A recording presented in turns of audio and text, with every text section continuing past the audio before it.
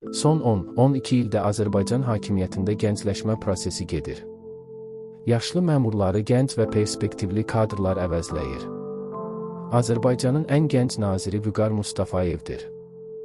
O, 37 yaşında Müdafiə Sənayesi Naziri vəzifəsinə təyin olunub. 39 yaşını yenicə tamamlamış nazirlə bağlı məlumatları təqdim edirik.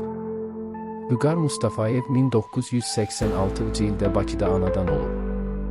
O, 2004-2008-ci illərdə prezident yanında Dövlət İdarəçilik Akademiyasında mühəndis iqtisadiyyatı və idarə etmə, menecment ixtisası üzrə bakalavr 2013-cü illərdə isə Xəzər Universitetində maliyyə və kredit ixtisası üzrə magistr təhsili alıb, biznesin idarə edilməsi dərəcəsi əldə edib.